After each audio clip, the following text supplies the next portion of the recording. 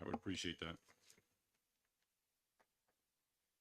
Going to open the executive session on House Bill 190 FN, relative duration of unemployment benefits, and recognize Representative Seaworth for a motion. Thank you, Mr. Chairman. I move we retain this bill.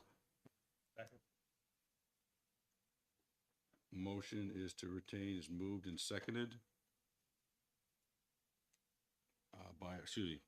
moved by Representative Seaworth, seconded by Representative Avalani. Representative Seaworth. I'm still getting settled, so I'll let somebody else. Why don't you just wave to me? So this bill is its second rendition, first submitted last year. The goal is to reduce the amount of unemployment benefits someone receives based on the unemployment rate. This was based off of another state that was successful utilizing this, but I think it's been very clear to all of us it would not be successful. I see you, Josh. You can put your hand down. This is not something that would work here in New Hampshire for any number of reasons. That New Hampshire does better than the state that enacted it on almost every parameter and everything worth calculating. The sponsor understands that. However, does have a concern that there are a number of people staying on unemployment through the first 26 weeks, through all the 26 weeks, and would like to make a significant change to the bill. I have spoken at length with this with the Assistant Commissioner Lavers about what other things are available that he sees around the country that we might be able to step up, not just for the purpose of getting people off, but getting them a job which is appropriate for them.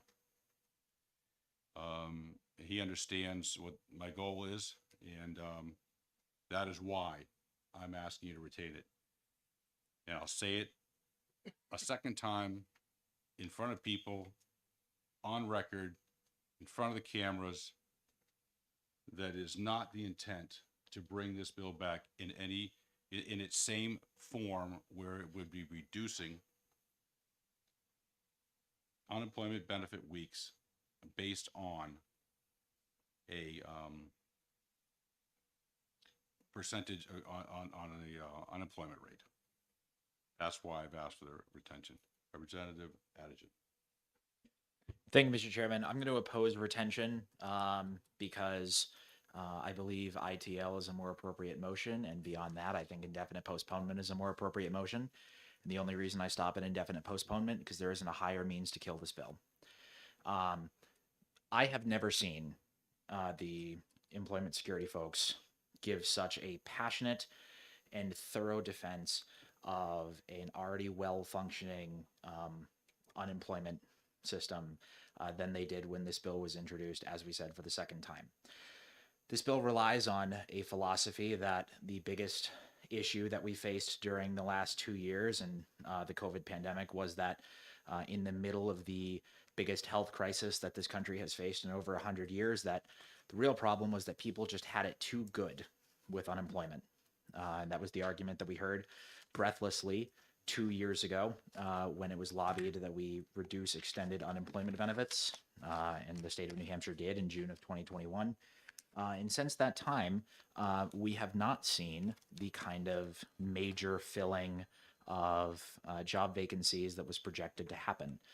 We all saw the story the other week where, due to the significant staffing shortages at the state prison, the National Guard now has to come in and fill spots. As an employee of the Dartmouth Health Network, I can say that reducing those unemployment benefits did not change the fact that our nursing stations have about 150 slots to fill a week and have about 80 people's worth to do it. these sectors are still woefully undone, even with that rollback and extended unemployment. I don't think this is going to do anything different. I would really like to see this bill meet its end on the floor, and as such, I will oppose retaining.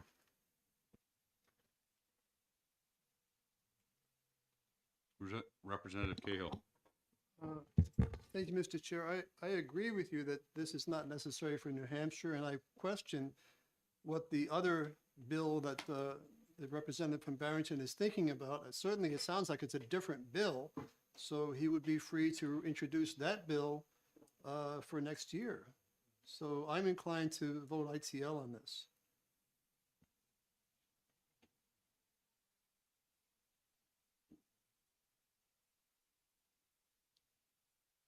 Representative Sullivan.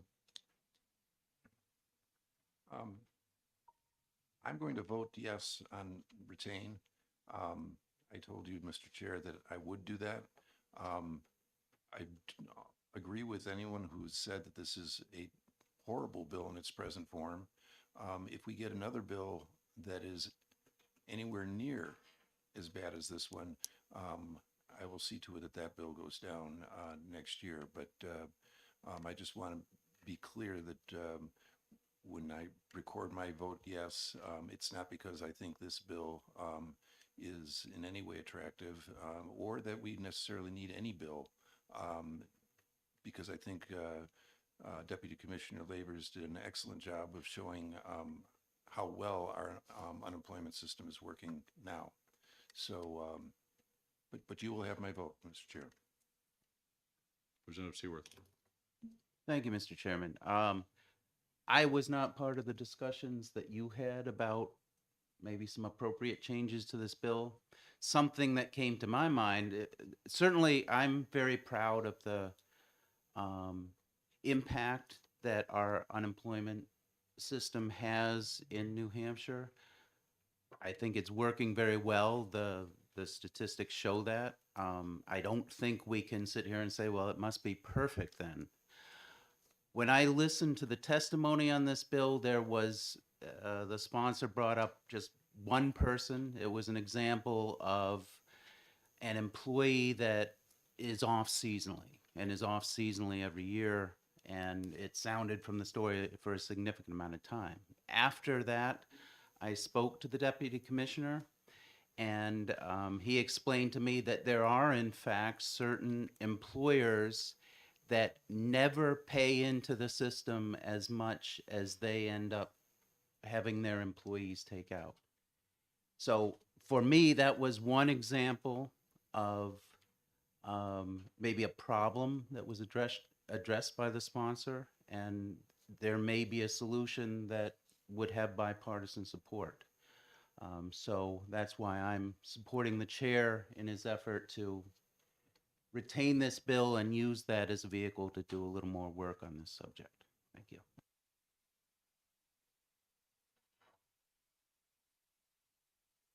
Representative McKenzie. Thank you, Mr. Chairman. I served on the Unemployment Advisory Committee for many years, as you do currently. There were a lot of changes, I think, that we could make in the unemployment system, and I would be more than happy to work on any bill that relates to that. The problem I have with this legislation, this particular bill, is when I queried the sponsor of the bill as to who wrote this bill. It was not written by anybody in New Hampshire. It was written by a national organization who has no particular interest in improving the benefits of the unemployed workers in the state of New Hampshire. And therefore, I think if it is, we're waiting for another version from the same organization who produced this, that's somewhat troubling to me. But that said, I think we need to work on the unemployment system. The benefits could be improved. They haven't been for a number of years. And there are other things we may be able to do. But I don't see necessarily this as a vehicle to do that, and I will vote against any motion to keep this bill alive.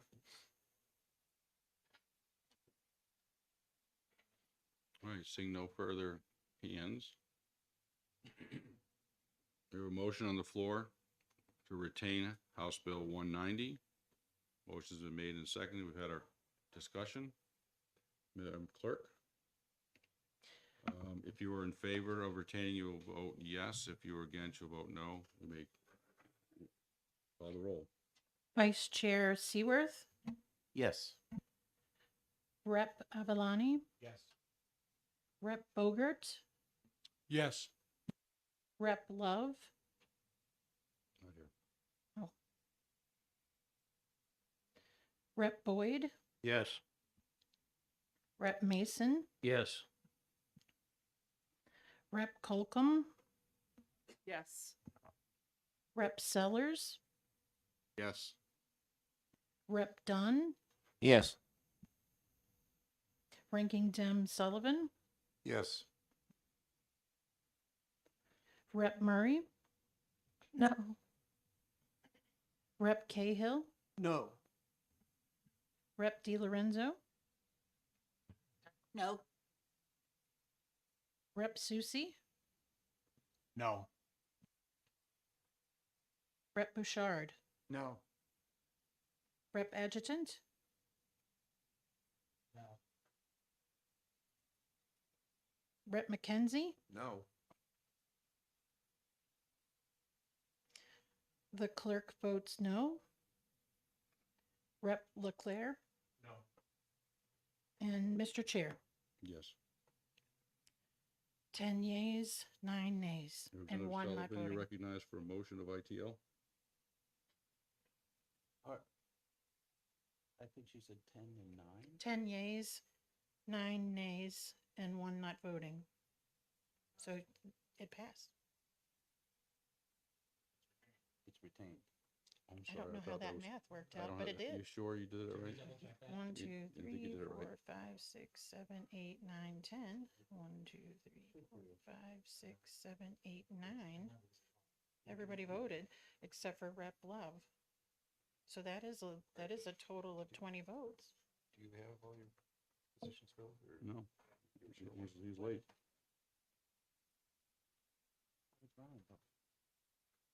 Brian voted in He favor. voted in Okay. favor. It would have been 10. I mean, I did the Okay. little count thing. All right, I thought it was, my apologies. Yeah, I thought it was a weird. That's weird. My apologies. Moving on. House Bill 232. Adopt Section 1019 OSHA Standards for Public Sector Employees in New Hampshire. Representative Sullivan, you're recognized for a motion.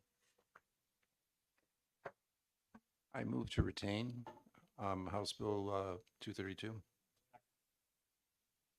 Motion's been made by Sullivan, seconded by Smith. Susie. I'm sorry, Tim. Representative Susie, Representative Sullivan, you're recognized. Thank you. This bill is intended to replace the New Hampshire Department of Labor's health and safety standards with the OSHA standards numbered 1910. We heard testimony during our subcommittee meetings that there were various organizations and groups that really wanted to weigh in and do some more direct comparisons as to what the two standards are, the Department of Labor standards and the OSHA standards are. So out of deference to them, they did not have a chance during our study committee to weigh in, and I think the subcommittee felt it was abundantly reasonable for us to continue to meet on a retained bill and get those folks an opportunity to do the work that they wanted to do. So for that reason, the subcommittee decided unanimously that retaining the bill was the right course of action to take. And my hopes and expectations are that we'll continue to work on this, and come January of next year, we'll have a vote on this and successfully adopt the OSHA standards. So that's that. Thank you, Representative Sullivan. There, Representative Avalani and Susie, you were on the committee. Any comments? No, I'll agree with Brian. I think there's a lot of work that went into this bill over the last couple of years. I think it's a good bill, but I agree that, there are some tweaks that need to be made and give people time, so I think it's a good idea to retain it. Thank you. Any other comments? Representative Avalani. Thank you, Mr. Chairman. Having served on this committee, the discussion of cost has come to the forefront, given where people are and to where this is going to take us. So I agree with the retain, and let's work on it some more with the people that are nervous. I agree as well. Anyone else like to speak on this motion? Motion on the floor is retain, brought by Representative Sullivan, seconded by Representative Susie. If you are in favor, you will be saying yes. If you are opposed, you'll be saying no. Madam Clerk, please call the roll. Vice Chair Seaworth, Yes. Rep. Avalani, Yes. Rep. Bogert, Yes. Rep. Love, still not here. Rep. Boyd, Yes. Rep. Mason, Yes. Rep. Colcom, Yes. Rep. Sellers, Yes. Rep. Dunn, Yes. Ranking Dem Sullivan, Yes. Rep. Murray, Yes. Rep. Cahill, Yes. Rep. Di Lorenzo, Yes. Rep. Susie, Yes. Rep. Bouchard, Yes. Rep. Adjutant, Rep. McKenzie. Yes. The clerk votes yes. Rep. McClare, Yes. Rep. Leclerc, Yes. you're good. And Mr. Chair, Yes. that's 18 yeas and 1 nay, and 1 not voting. We now have to take about 9 minutes here before we have our next session, in case people want to be here to have it. So sit tight for the next 8 or 9 minutes. We shall return.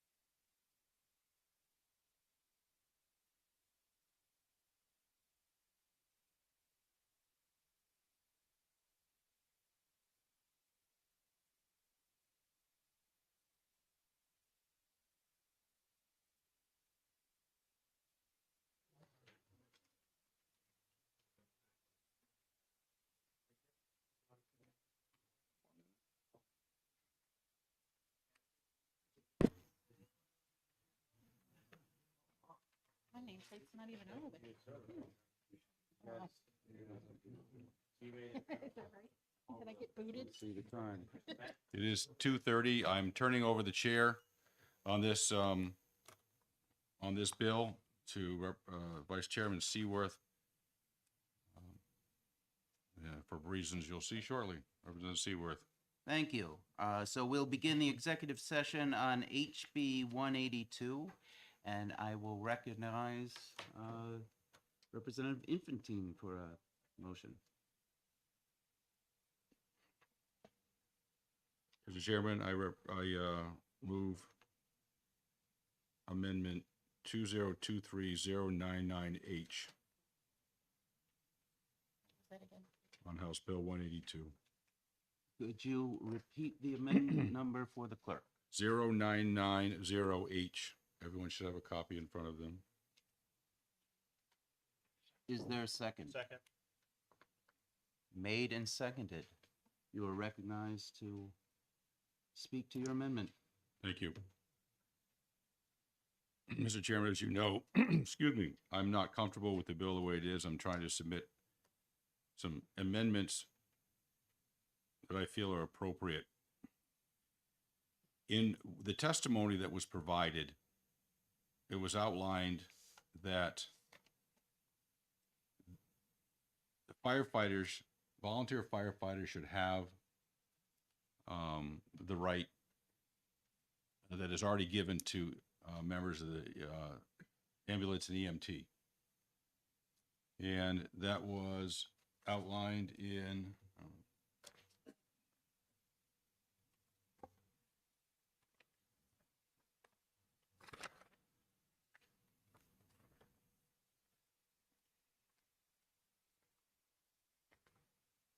section, in RSA 153A17.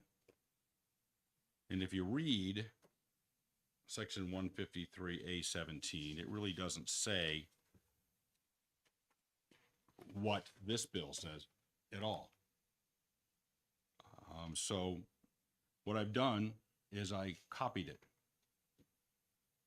pretty much line for line, word for word.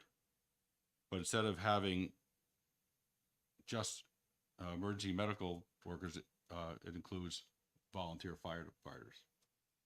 And it states that no volunteer firefighter was in good faith attempts to render firefighting an emergency service on their way en route to an employment, they will not receive any form of reprimand or penalty as a result of this. So if you truly want to give the same right to the volunteer firefighters as already in law on 153A17, then that's what this amendment does.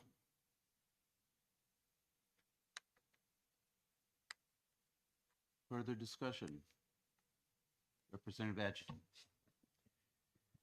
Thank you, Mr. Chairman. I will be opposing this amendment for a few reasons. While I appreciate the effort to copy the EMT statute, what that says to me is that we need to expand the EMT statute.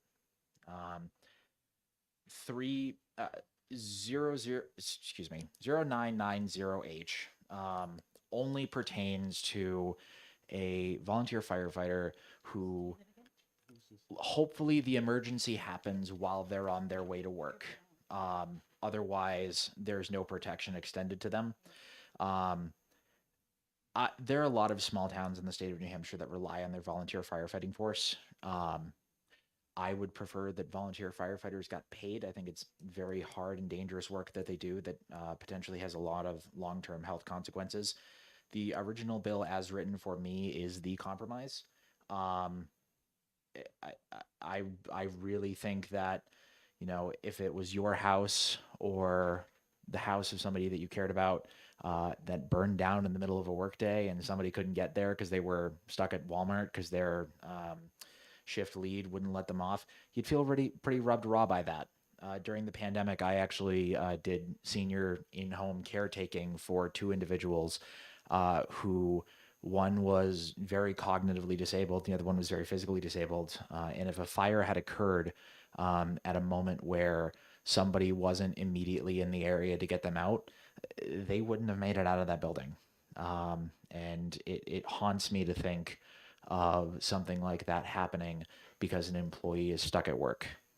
This bill doesn't deal with that. So for that reason, on top of the fact that, as Representative Sullivan alluded to in earlier conversations, this still allows for some discipline. I'm very concerned with that. My goal with this legislation is to extend these same protections to volunteer firefighters and EMS workers that are granted currently to our reserve troops. I think that's a fair standard, and as such, I will be opposing this amendment. Further discussion? Representative Colcom. I'd just like to ask for some clarification from the previous representative. You said that volunteer firefighters do not get paid. Is that correct? Did I understand you correctly on that?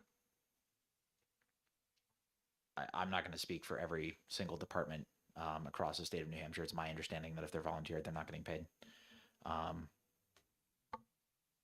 That's, yeah. Further discussion? Representative McKenzie? Well, I just, I don't have specific data on that, but I can tell you that the volunteer firefighters do get paid in many communities. And they have a set amount of money they get paid, and they're also entitled to workers' compensation as a result of the pay that they receive. Thank you. Representative Batch? Yeah, I just want to clarify. I would hope that that would not be the sticking point of my argument. I'm happy to be wrong on that. But my point there more broadly was I think this amendment too narrows down what is already a compromise position for me. So that's why I'll be opposing it. Any further comments? Seeing none, will the clerk please call the roll? On amendment 0990H. Do I take that then first or yours? You can call me first, please. Thank you. Mr. Chair, Yes. Rep. Avalani, Yes. Rep. Bogert, Yes. Rep. Love. Yes. Rep. Boyd, Yes. Rep. Mason, Yes. Rep. Colcom, Yes. Rep. Sellers, Yes. Rep. Dunn, Yes. Ranking Dem Sullivan, No. Rep. Murray, No. Rep. Cahill, No. Rep. DiLorenzo, No. Rep. Susie, No. Rep. Bouchard, No. Rep. Adjutant, Rep. McKenzie. No. The clerk votes no.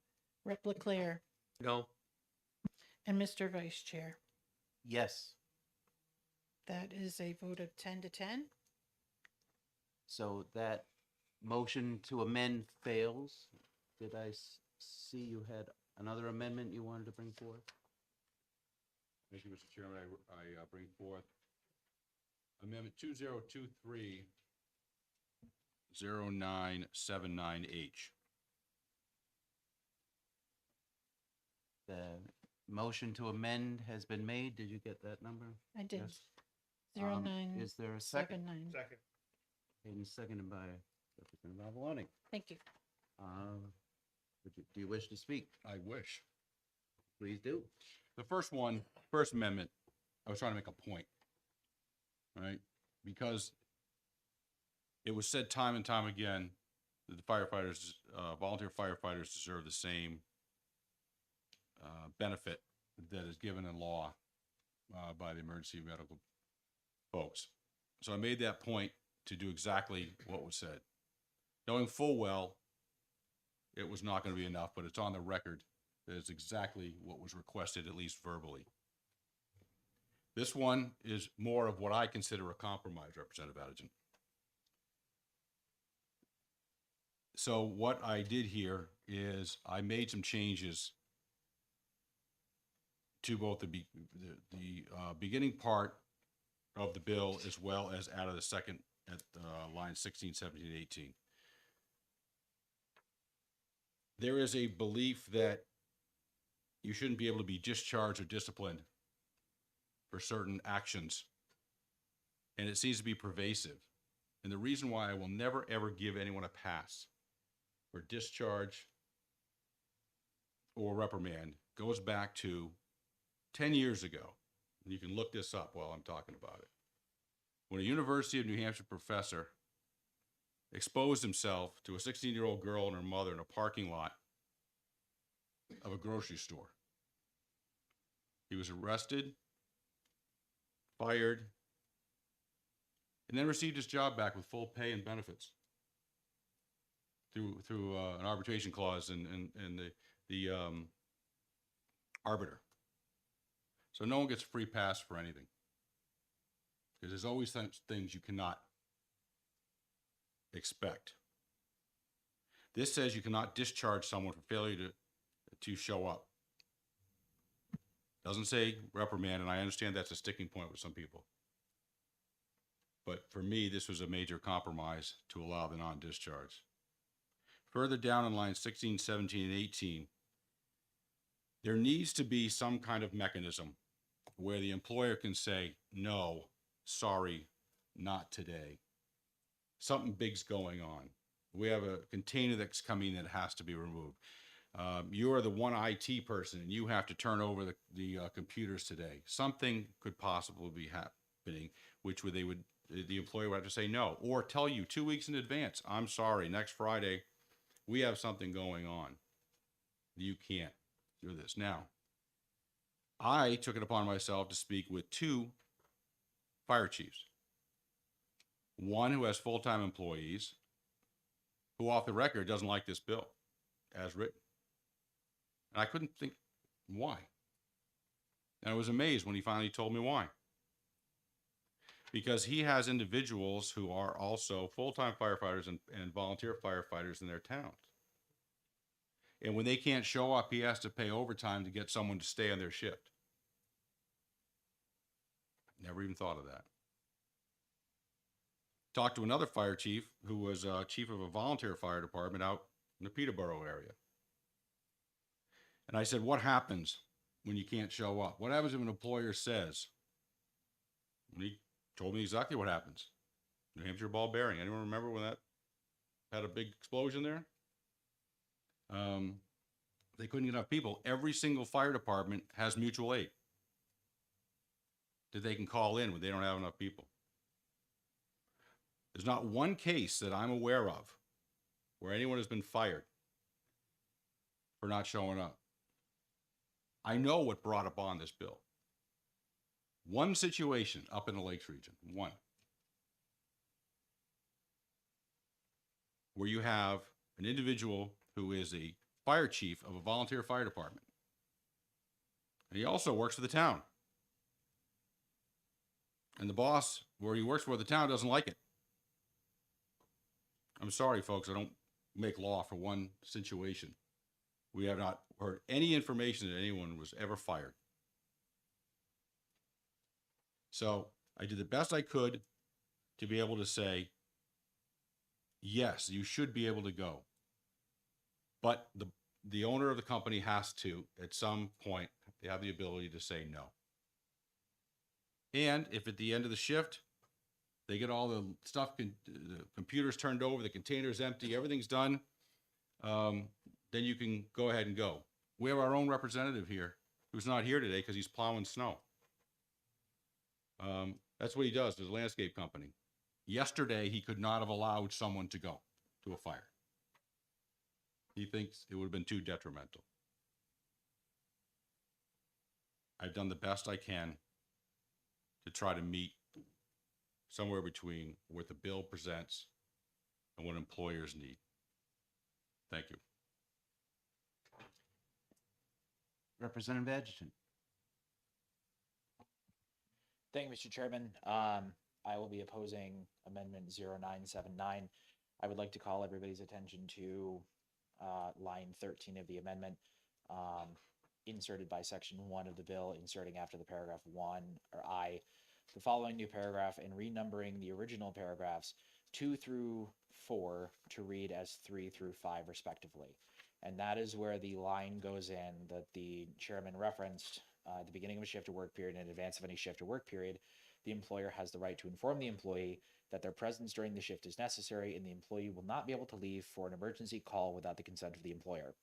My read of this is that it does not change the text in what becomes section 3. As used in this section, responding to an emergency shall mean responding to, comma, leaving work to respond to, comma. That sets up inconsistent language where the employer has the right to say you need to stay here and the employee has the right protected by law, I guess, to tell him cool story, bro. That is a fatal flaw in there. And I do want to touch on the discipline piece, as was mentioned earlier. Part of the issue with not specifying that there's a protection against progressive discipline is that you get 3 reprimands for having to respond to a call. And then the 4th reprimand is, you accidentally knock over a bucket of water and then, oh, well, that's the issue right there. Bye. That's an issue that a lot of us on this committee have a concern with. I had expressed that concern earlier. And again, the fact that this doesn't allow somebody to respond to a fire is very concerning for me based on the anecdote that I referenced earlier. I understand that, there probably are situations where you're the one employee that can manage something. But if somebody's life is at risk in the instance of a fire or an emergency medical situation, I'm sorry, but if I have to pick between somebody that's trapped in a burning building or some software, I'm going to pick the person that's trapped in the burning building. That is non-negotiable for me. There are things that I think that we could have worked on. This is a really hard bill to try to split the difference off because, as I referenced in a reply all last night, this bill was so well written by both the sponsors and OLS that it is a very delicate Jenga tower. And by removing the wrong load-bearing block, you run the risk of toppling it. And that is a concern here that I have with this amendment as well, specifically with that flow issue and also referencing the disciplinary issue in section 1. So for those reasons, I will oppose this amendment. Further discussion? I think I'd like to add something. We had some discussion there that implies the difference between the volunteer who's out there to save a life versus their other role as an employee, maybe stacking boxes in the back room. You mentioned software as an example, and it made me think of my own experience. Some years ago, I was working for a large utility on their software that ran their control center in their distribution for one of the major cities in the United States.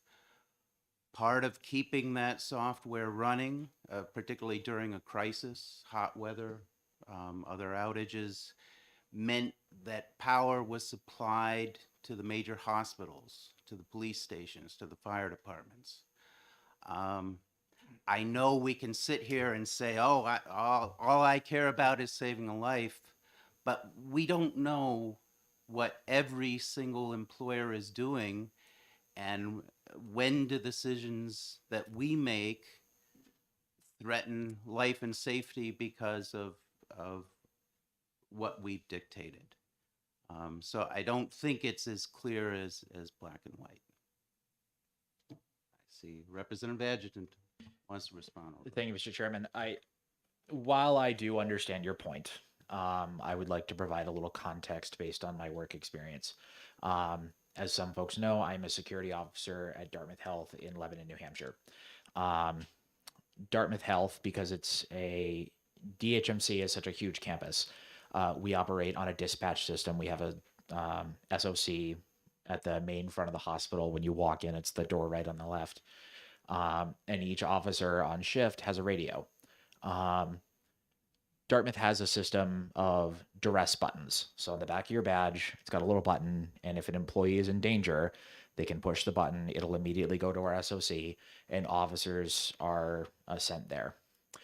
If a duress alarm goes off, it immediately goes out to every officer, and every officer is expected to respond unless you are in the psych zone, which is an area that we can't leave. It doesn't matter what you're doing. There is an expectation that all those officers will respond to a duress alarm. Sometimes it's an accidental push, but sometimes it means that medical staff is actively being attacked by a patient, especially in some of our psych areas.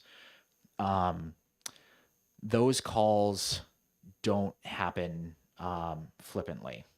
They come across the tram because there have been incidents in the past where employees have been severely injured and there wasn't a duress system, and that's why it's put in there. Likewise, if a call goes out to volunteer firefighters, it's not because a cat is stuck in a tree. It is because a building is on fire or somebody's life is at risk. That is why those calls go out. Yes, if there was a world where a volunteer firefighter was, called out because a fire hydrant is leaking a little bit, and they've got a really, important thing that they're doing at work, yes, I could understand that being the case as to why, it would make sense to have somebody else do it and not let them out.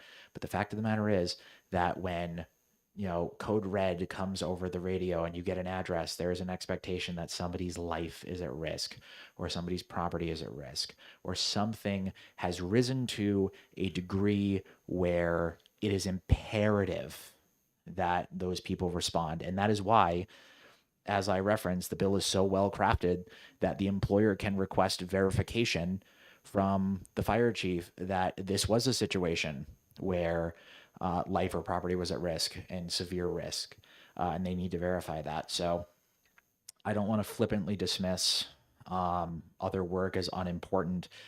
Rather, I want to make the case that in a situation where a volunteer firefighter or an EMS person is expected to respond is so incredibly critical to saving life or saving property that I really can't justify another situation where that wouldn't be the case. So I will continue to oppose the amendment. Representative Cahill.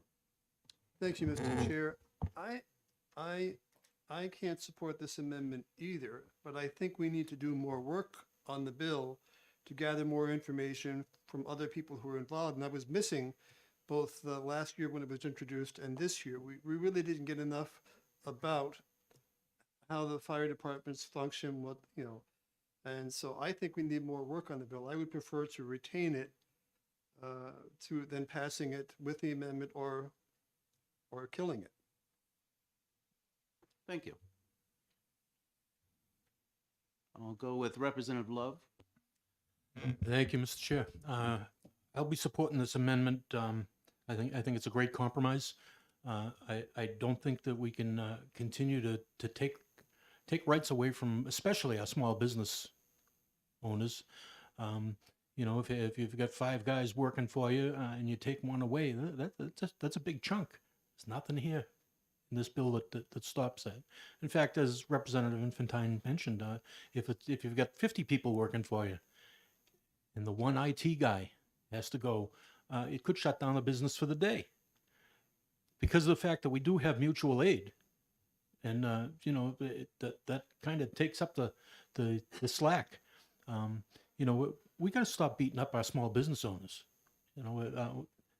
I fail to hear this a lot. In these hearings, the small business owner in this state is the backbone of our industry, and they deserve some consideration here. And I don't think the bill as originally constructed gives them any, and the amendment is a good compromise. Thank you. Representative McKenzie. Thank you, Mr. Chairman. We just heard from the unemployment office about the unemployment numbers in New Hampshire, and I think if the paper is correct, it was around 3%, which means that for the most part, people are working. In communities all throughout the state, there's very few people that are not working. you have town after town after town who relies on volunteer firefighters. And they have made that choice. The communities have made that choice to have volunteer firefighters as opposed to full-time firefighters and EMS people. That's a decision they've made. Now, that's where the rub comes down for me whenever we talk about this stuff.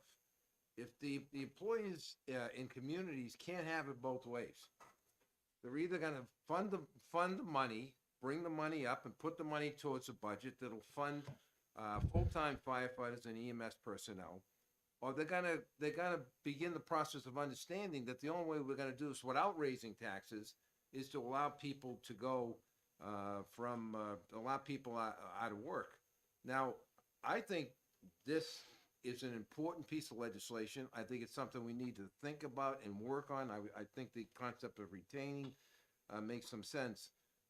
But this is, if we take away volunteer firefighters from the system in New Hampshire, we're in big trouble.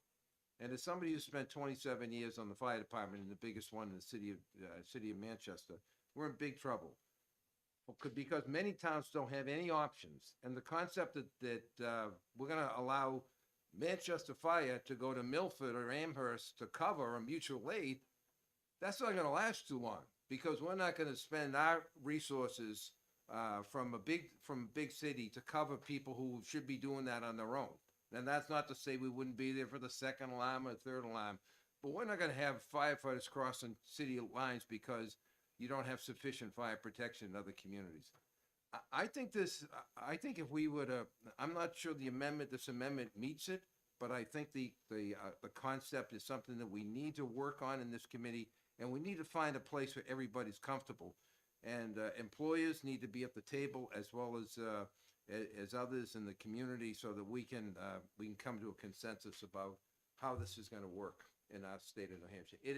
Volunteer firefighters, we've worked very hard to bring their specs up. You know, they meet certain standards they never had to meet before. They make a big investment in their education and their training, and the communities benefit from having those people there, as do the employers in those communities. They benefit. So we need to find some way to address this and work through this issue. Thank you. Representative Cahill. Yes, thank you, Mr. Chair. I meant to add that, one of the things we could consider would be an exemption for some number of employees, and under that, that would be exempt. But I also think that, as Representative Sullivan had mentioned during the hearing, most people would be self-selecting and thinking that, well, my job would not allow me to leave, so therefore I can't be the person to volunteer on the fire department.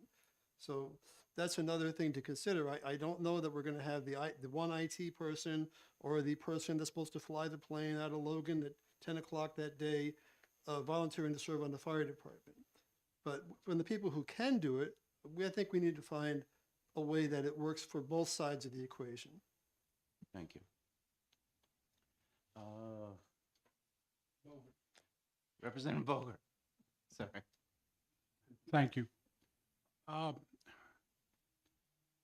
In sitting here listening to this going back and forth, it concerns me that if we pass such a strict bill that says the employer can't do this, the employer can't do that, does this now create a situation where you got a small company and now the employer has two candidates that they want to hire, and they obviously pick the other now because this one's going to be encumbered with such restrictions that would allow them and hinder his ability to do work, where candidate A doesn't have any of these encumbrance, then would that change the hiring mechanism that is being done? Because now it might be covered in another portion of the law, forgive me for my ignorance in that situation, but based on what I've read here, you're putting all the onus on the employer. So they're going to end up making decisions about who they're going to hire and who they're not going to hire, whether it be up front or beside or whatever reason you take, those encumbrance, when you add these laws to it, will be there. Thank you. Any further discussion? Representative Sullivan? Thank you. Rep. Cahill just brought it up, but I did want to emphasize that people who decide to become volunteer firefighters decide to do it because they can. They have the type of lifestyle and job that will allow them to be able to do it. So I firmly believe, and frankly, I would have liked to have been on, my Grantham Fire Department. But my job just didn't have that kind of flexibility. I'm generally not in town. What good is a volunteer firefighter who's hour and a half away? I think people, and that's part of the reason it's hard to find volunteer firefighters, because basically there are only so many people who have that kind of flexibility in their life to be able to do it. And for that reason, I don't think the ability to say no is really that necessary, because I think the employees have probably figured out already that they can't handle it with their particular job. And there's lots of jobs that don't mix well with volunteer firefighting. And I will also emphasize that the inability to, or the allowance of disciplinary action is a real problem. If you can discipline someone each time that they go out on a call, you can't fire them for that, but you can discipline them over and over and over again. And then there's some type of transgression that takes place somewhere down the line. If it's your 10th reprimand, I can see employers deciding to use the 9 fire-related reprimands and the 1 reprimand that's unrelated, and potentially to take action against the employee. That's how progressive discipline works. We had a discussion with the sponsor, not the sponsor, but the sponsor of the amendment, that this isn't a union situation. It very well could be a union situation. We don't know what the job of these folks, the paying job is compared to their firefighting job. Many of them may, or at least some of them may be members of a union. So at any rate, I'm not going to be supporting this amendment. Thank you. Further discussion? Seeing none, will the clerk please call the roll? On Amendment 0979H, Mr. Chair, Yes. Rep. Avalani, Yes. Rep. Bogert, Yes. Rep. Love, Yes. Rep. Boyd, Yes. Rep. Mason, Yes. Rep. Colcom, Yes. Rep. Sellers, Yes. Rep. Dunn, Yes. Ranking Dem Sullivan, No. Rep. Murray, No. Rep. Cahill, No. Rep. DiLorenzo, No. Rep. Susi, No. Rep. Bouchard, No. Rep. Adjutant, No. Rep. McKenzie. No. The clerk votes no. Rep. Leclerc No. and Mr. Vice Chair. Yes. That is a 10 to 10 vote. So that amendment does not pass. Representative Infantine, do you have a further amendment to bring forward? I do not. Okay. I think I saw that Representative Cahill may have a motion. I think the proper order is, because we have an OTP and no amendment passed, is that the next motion is the OTP with no amendment. Representative Avalani, did you have a? Do you need that motion for OTP? Yes. So moved, Mr. Chairman. Second. I didn't hear that. So Representative Avalani moved the motion for OTP, and it was seconded by Sullivan. So do we have Could I get clarity? If you OTP, and if it ties, you're dead. right? If it kills ties, So how would he be able to make still it? without recommendation, a further motion would be in order at that So point. would he be able to make a motion with amendment at that point? Right now, and I probably should have asked, I was not aware of any other amendments that had been prepared. If I'm wrong in that, please correct me, which is why we're voting on OTP with no amendment. If this also ties, then I would look to Representative Cahill for a further motion to see if we had something that would get a majority of the members. Representative Adjutant. Mr. Chair, can I defer to Representative Sullivan first? Certainly, Representative Sullivan. Thank you. I do believe this bill is ready to go. I think it, in its original form, it does work. It gives the job protection that these volunteers do need. And I believe, as presented, this bill will work just fine. And so I would like to see it pass OTP and go to the floor as it presently exists. Thank you. Representative Adjutant. Thank you, Mr. Chairman. I said it a couple times. I'm going to say it again. I am very impressed with how thoroughly this original bill was written.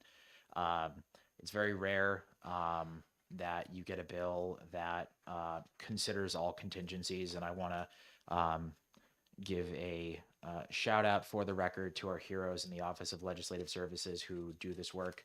They did a really good job on this one. As Representative Sullivan alluded to, this is a really good bill that's ready to go now. It deals with the issue of progressive discipline, leading to termination. I don't know what amendment we could make. I know there's hope that maybe there's some hypothetical amendment that could satisfy everybody. Unfortunately, I think that's, the King Solomon amendment on a bill as delicate and as well prepared as this. It has all the protections, and I know everybody on the committee received an email last night from a gentleman named Will Bateson.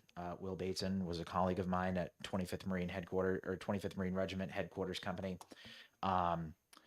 We really are just providing the exact same standards that exist in USERRA that already cover our service members, like the ones that are filling in the state prison right now. That's why this is so confounding to me, because there's this belief that this is this brand new set of standards, but in reality, this is what our National Guard service members and reserve members already operate under, essentially.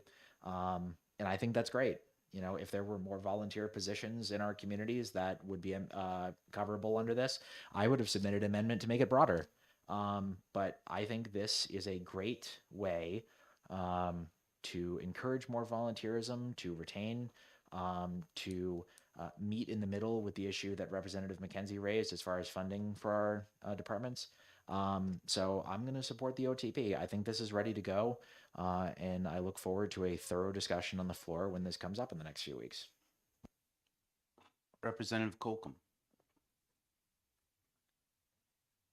I'm not in favor of the act to pass on this, and I'm also not in favor of comparing this to our federal government military positions which do not have an option to decline the assignment that they're being taken out of the workforce for. So if our government is mandating that they must report to duty, that's different than a volunteer firefighter where we do not have government mandates. So I don't believe that the two should be compared in this argument. Thank you. Further discussion. Representative Infantine. Thank you. I don't think the bill is ready. No one has been fired that anyone can tell me, or no one has been disciplined out of a job that anyone can tell me or show me, since this bill has not been in place ever. You all know I grew up in a town with volunteer firefighters, and I respect them immensely, and I think they're a very valuable part, but what really bothers me is the insult all the time to some of the people in this committee that own businesses that we're rotten and we're not going to work with someone and we're not going to help. Yet you can never believe that an employee might abuse something. Oh, God forbid. So I try to present something that's fair to both the employee and the employer, but that's not good enough. The employee needs whatever breath they want. That's not right. That's not fair to either one of them. This is not a fair bill. I want to help. This isn't the one to do it. Thank you. Thank you. Representative Adjutant. Thank you, Mr. Chairman. Thank you, Mr. Chairman.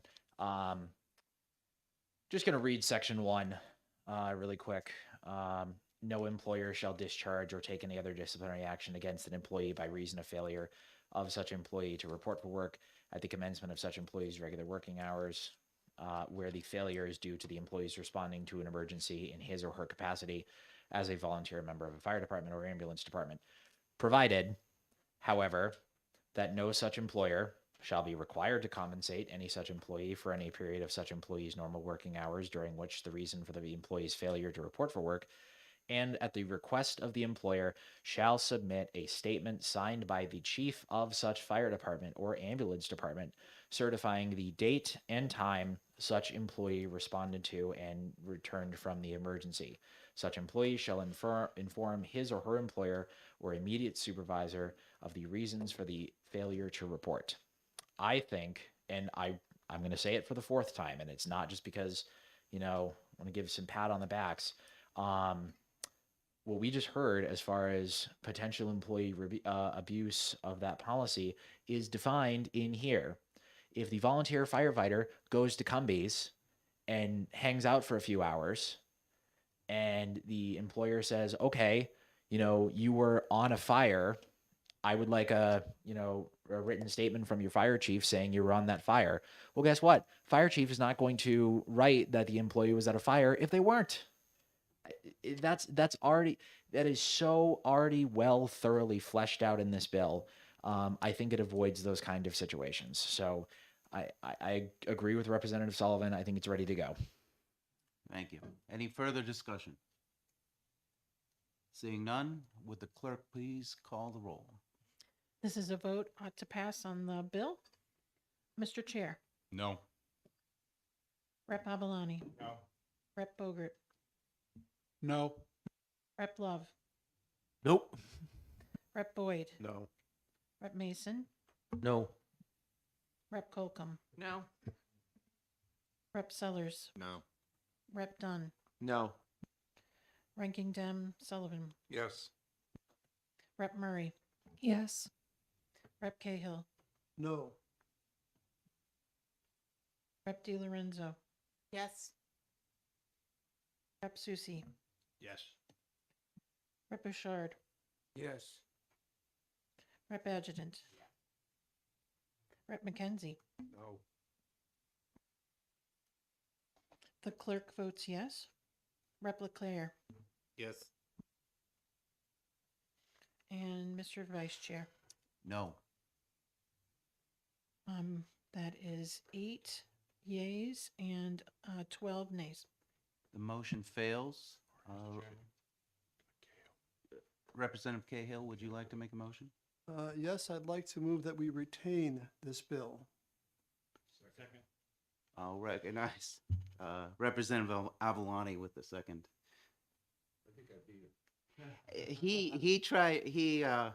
I redirected away from him when he tried to make the motion, so How about a co-second?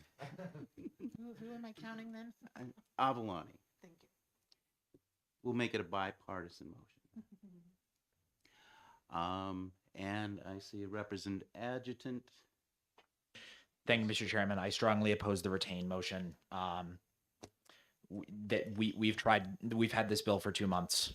I I don't think there's a magic amendment that's going to make everybody happy. And the fact of the matter is that in a situation like that, I'm going to side with the rights and privileges of the volunteer firefighters and EMS workers. It's really disappointing. I think we've had ample time to negotiate and find a solution, and we just haven't. So I don't know what holding on to this for another 6 months is going to do. Maybe I'm wrong. I don't know that I am. But I'm going to oppose this retained motion.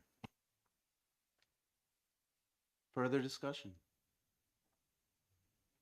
I think everyone has said their piece, so if the clerk would call the roll. On the motion to retain, Mr. Chair, Yes. Rep. Babalani, Yes. Rep. Bogert, Yes. Rep. Love, Yes. Rep. Boyd, Yes. Rep. Mason, Yes. Rep. Colcom, Yes. Rep. Sellers, Yes. Rep. Dunn, Yes. Ranking Dem Sullivan, Yes. Rep. Murray, No. Rep. Cahill, Yes. Rep. DiLorenzo, Yes. Rep. Susi, Yes. Rep. Bouchard, Yes. Rep. Adjutant, Rep. McKenzie, Yes. the clerk votes no, Rep. Leclerc, Yes. and then Mr. Vice Chair. Yes. 17-3. All right, thank you. And that concludes this bill. I've fallen a bit behind, so I'll turn it back over to our chairman to set things straight. Brian? Okay.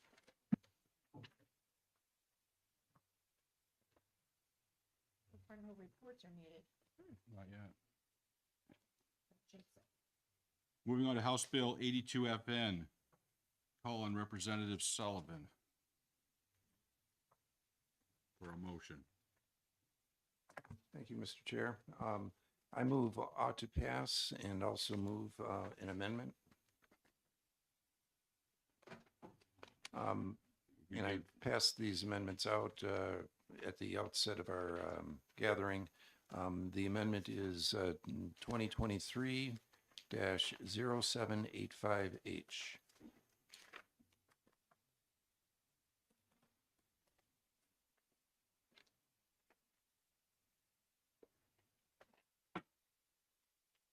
Would be swell to have a second. I'll second. Moved by Sullivan, seconded by Representative Adjutant. Representative Sullivan, you're recognized to speak on your motion. Thank you. When we originally had the hearing for this bill, the sponsors and those supporting it were quick to say that the bill as originally presented was flawed and needed to be amended. And so it's actually been amended twice since then. The first time, the lines 13 and 14 were inserted, which indicates that this section shall not apply in cases where this limitation conflicts with an employer's obligations under federal law or regulations, or fulfills, or to fulfill a federal contract or licensing obligation. And that addresses any concerns over the fact that this is technically not legal under federal law. So people who are, have, for example, a trucking driver's license this would not apply to them. In other similar federal employment or federally licensed employment. Lines 15 and 16 were added at our last subcommittee meeting, and that that section reads, "This section shall not apply to employees of emergency medical services, law enforcement, public safety officials, and firefighter services." So this brings those first responder type employment. It excludes them from this bill. So Those are the two substantial changes that the amendment brings. What the bill itself does is it assures that no employee will be disciplined or discharged solely because they have a medical,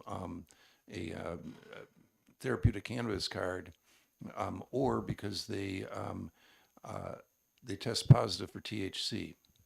What we heard in testimony is that THC remains in a person's system for many, many days after any type of usage, whether it's recreational or therapeutic. So essentially, testing positive for THC simply indicates that sometime in the not too distant past, but not necessarily recent, the person has used cannabis. Testimony was also very clear that the objective with therapeutic cannabis is not to become intoxicated. It's to deal with the symptoms that are qualifying under the law.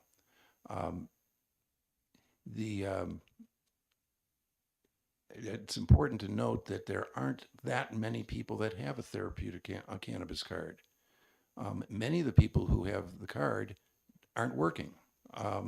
So there's only a certain number who are employed. So the number of people that this actually applies to is not huge. But it is important to give them that protection. And frankly, it's protection that they already have. This New Hampshire Supreme Court has decided that someone who is in the therapeutic cannabis program is entitled to accommodation in the workplace. That's been made clear. What this bill does is it takes that Supreme Court decision and it puts it into statute so that someone doesn't have to go to court paying all the expenses that are involved there in order to secure those rights. So this is not something new. This is something that the Supreme Court says people are entitled to. A lot of work has gone into this, and I firmly believe that this is a bill well worth supporting. I would also point out that I handed out earlier Chapter 126X. That is the therapeutic cannabis statute. It's very important to read 126X along with the bill, because 126X already puts a lot of restrictions on an employee who's in this program. An employee, for example, cannot be under the influence of THC without written permission from the employer. An employee cannot have cannabis at the work site without written permission from the employer. Many of the people in this program don't intend or need to use cannabis while at work. Many people use it to, for example, deal with pain at night so they can get a good night's sleep and be effective at work the next day. So there are a lot of restrictions in 126X that back up this bill. So I think this bill is advantageous for the people who need it, and I urge your support. Thank you.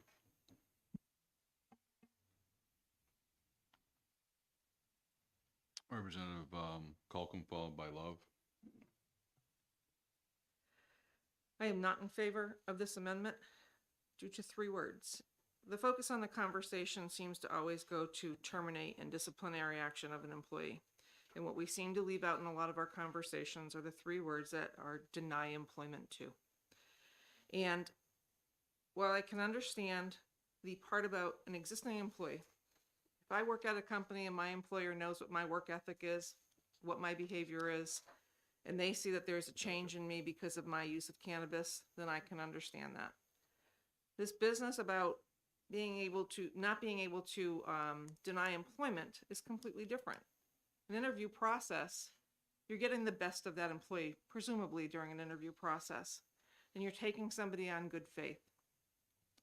An offer for employment is usually contingent upon passing of a drug screening for those companies that do drug screening. Not every company does. But most, I don't know of a single company that does drug screening before that offer is offered out there, because if they start drug screening, the candidates that are applying, they have to drug screen every candidate that is applying. You can't pick and choose candidates.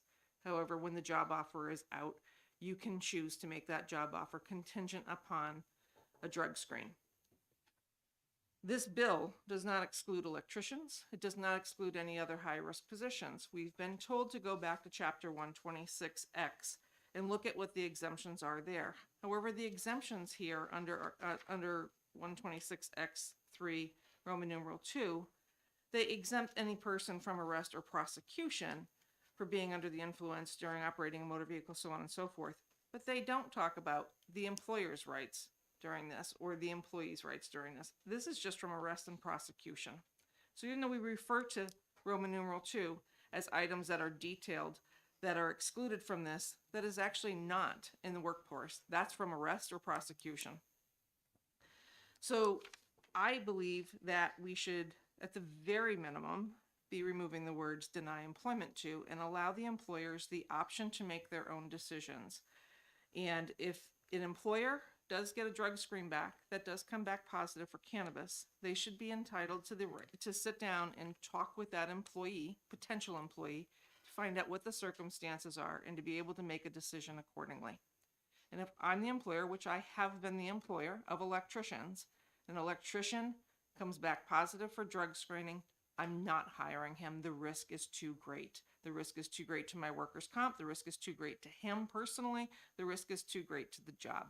I don't think it's a responsible thing to do. And that's the decision that I've made as an employer, hiring several electricians and HVAC service technicians. So I'm not in favor of this amendment. Representative Lowe, followed by Adigan. I concur with Representative Colcom. I spoke with an attorney from the Insurance Commissioner's office, and although they don't have a position on the bill, he sees a lot of these insurance problems, surfacing in the future. They haven't happened in any other state yet, and the key word, he said it, is yet. When if an employer says it's okay for you to have cannabis or not be able to pass a test, and say let's take a warehouse position, for instance. Somebody can use a two-wheeler and move cases of stuff around, but when he hops on a forklift, to move something, and he smashes into a rack that goes 20 feet high, and things start tumbling down, and the employer has given him permission to work there.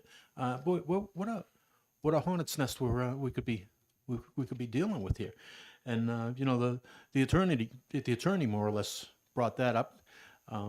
Workers' comp, once again. Representative Colcom talked about the ramifications there. We could be opening up a real nasty can of worms here. The employer, once again, we're taking employers' rights away. They're the ones with the investment.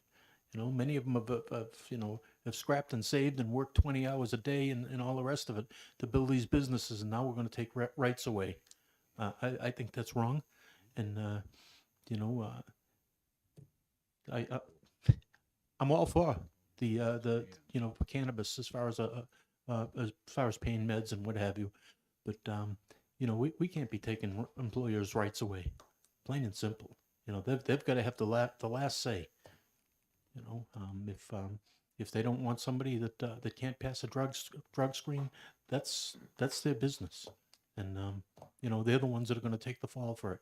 They're the one, and the bottom line is, we always blame the guy at the top, and the guy at the top is the employer in this case. We can't do this to them. Thanks. Representative Adigan. Lo and behold, before us stands another well-written amendment. As was written, or as was said, the three words deny employment to, I would like to direct everybody's attention to the one word in line 8, which is the word solely. As with most discrimination law, you are allowed to not hire somebody from a protected class if that person has a criminal record.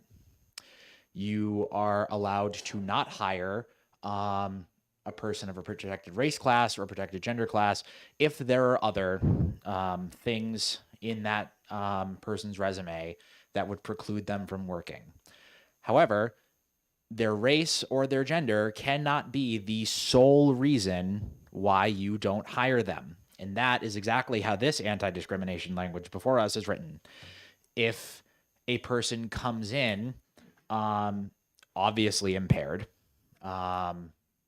you are allowed to not hire that person. This bill and this amendment specifically pertains to people who want to work, and I want to make that as clear as possible. This is an enabling amendment for individuals who want to be able to provide for themselves, to have that opportunity to do so.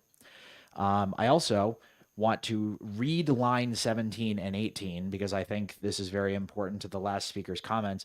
Nothing in this section shall be construed to require an employer to allow being impaired by cannabis products while at work.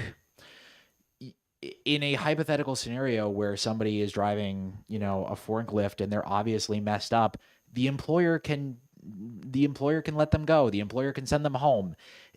That is not protected under this. We had this same discussion in the public hearing where we looked at the original context of the bill and folks would say, well, what if you smoke something at lunch and then you climb up the scaffolding? That was not allowed in the original version of the bill. The two big things that I would take away from this amendment and why I'm going to very much support them are line 8, solely because, and then the issues. And then 17 and 18 provide very good protections to make sure that there are no safety issues at work where an employee is not allowed to be impaired. Again, for the record, nothing in this section shall be construed to require an employer to allow being impaired by cannabis products while at work. I will be supporting this amendment. I think it makes a good bill even better. Madam Steve, if you have a question of the amendment, Father. I do. And while I agree with several of the previous speakers' points, I never want to take on face value that amendment must be perfect. And I'm concerned about one word in here, and somebody who was part of the drafting maybe can explain it to me. Section 1A and B are separated by the word or, which to me that means that it's either A or B independent of each other. And to me, it would seem like the intent is an and, that you're trying to protect someone who tests positive while they have a card, not test positive or have a card. So if someone's familiar with this language more than I am and understands how it's constructed, if you could explain it, I would appreciate it. Representative Sullivan. I think it's important to look at the lines 6 through 8 in conjunction with that, because line 6 through 8 indicates that the person is a qualifying patient who possesses a current valid registry identification card. So, so basically, that means that everyone involved with A or B is someone who holds a card. So Section B, where the individual has a positive drug test, that individual is part of the therapeutic cannabis program. Frankly, I had the same difficulty at one point.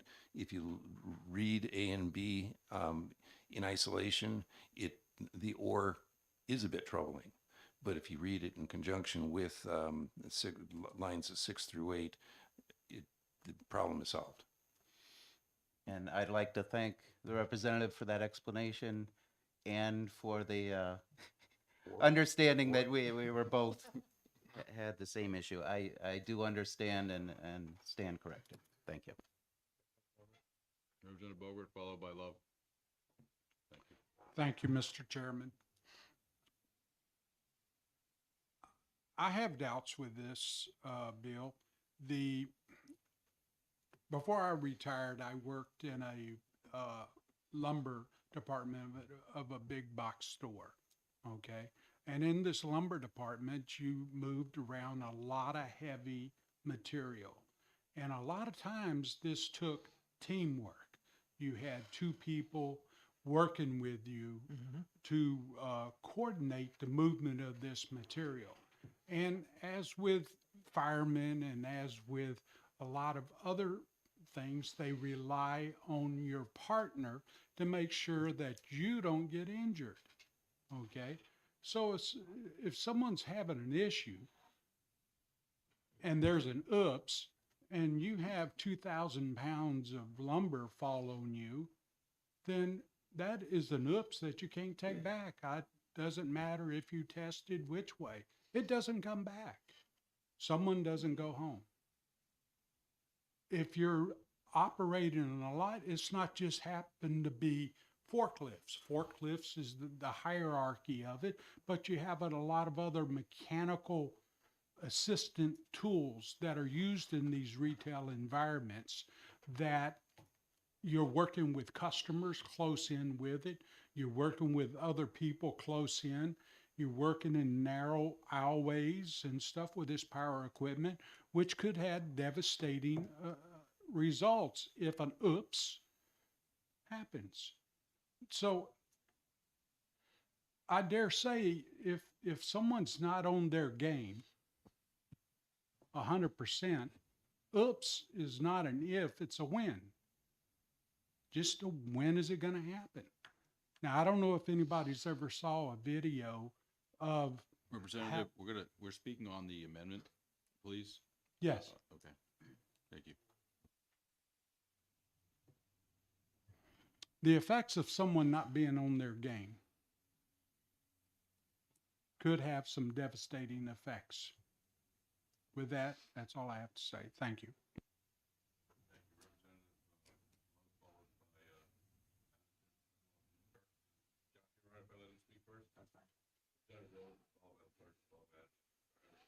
Thank you, Mr. Chair. Regarding Representative Adjutant's comments about, not smoking a joint at lunchtime. Unfortunately, and I really mean this, unfortunately, we don't have the capability of telling whether, you smoked a joint last night or you smoked it at lunchtime. A $5 bottle of Visine can get you past the boss. Okay, your eyes aren't red anymore. You're certainly off your game, but your eyes aren't red. You'd probably even pass a roadside sobriety test. Law enforcement and all these cannabis bills have all, expressed concern about the inability to test and be able to stand in front of a judge and get a conviction with, well, I thought he looked kind of stoned to me. We don't have the capability of telling. And, I just see, all kinds of industrial accidents. I've worked in, in trades that are like, the representative was talking about, that there's, if somebody isn't on their game, part of the team isn't on the game, somebody could very well get very hurt. I've got a friend that lost his arm because somebody wasn't on their game. Okay, I know of another guy that rolled over a forklift and pinned his leg to the cement underneath him, and he wasn't on his game. Okay, in fact, he was stoned. He admitted he was stoned. We don't have the capability of testing, and I wish that I wish I'd find a solution to that this afternoon. But as of right now, we're going to have dangerous people doing dangerous jobs, and we won't be able to stop them. Thanks. All right, we are talking about the amendments on the floor. Representative Adjutant. Thank you, Mr. Chairman. The good news is that the amendment pertains to RSA 126X:4, which highlights the very responsible group of people that are presently on the therapeutic cannabis program. To talk about how this amendment intersects with that and with the concerns about safety, I think it's important to highlight that there are many rules and regulations that govern the participation of the broader therapeutic cannabis program. And those people, as we heard in testimony, are very aware that their participation is a privilege and not a right. New Hampshire is very unique in the rules that we place on those individuals in order to continue to be on the program. And the testimony alluded to the fact that they are all aware of that. And they are aware that at any point, if they mess up, their privileges and their card can be revoked. I believe that puts a comfortable enough chilling effect on any kind of shenanigans that could lead to impairment as referenced in the amendment. So I am very grateful that while I recognize the situation that the previous speaker was mentioning, we have a lot of very responsible people on that program, and I want them to be able to work. I want them to be able to support themselves and not have to be on the well-functioning employment system that we spoke about on another bill. And this is the path to do that. Representative Leclerc. Thank you, Mr. Chair. Although I do agree with a lot of the arguments about, being impaired and causing a potential safety issue. I'm in construction too. I've been in my whole life. I don't want someone impaired to set up a staging like we had spoken about and climb up in the air. But this right here, and I've been on plenty of job sites where everybody gets drug tested, as long as they could provide a card and prove whether it's an opioid or cannabis or what, if they have a doctor's prescription or a card, they're allowed to be there. They're not impaired. They're just taking what they need to take to function during the day. I think the impaired part is the key word in all of this, right? If you are impaired, hell no, get off my job. You don't need to be here, putting other people at risk. So I think that right there is the big word, the impaired part. You have the card, you're legal, you're within your prescription, and that part really needs to be considered. Thank you. Okay. A lot of people, I'll get to everyone as best I can, especially the ones that haven't spoken first. So let me see the hands over here again. Okay, Representative McKenzie, Representative Sullivan, and ma'am, I'm Representative Murray. Thank you, Representative Murray. So Representative Sullivan, Representative McKenzie, and then Representative Murray. Thank you. I think it's really important to look at 126X3 to see what additional rights an employer has. Nothing in this chapter shall exempt any person from arrest or prosecution for being under the influence of cannabis while in his or her place of employment without written permission of the employer. If the employer has any concerns about someone being under the influence of cannabis, they simply don't give them the written permission. If they are under the influence without the permission, they can be arrested. So that's kind of a big deal. In addition, I'm sorry, Representative Sullivan, where are you reading on 126X? yes, 126X, and I'm looking at section, this is very difficult to read. I will acknowledge that. I didn't write it. But basically, I'm Roman 2, subsection A, number 2. So Roman 2, A, 2.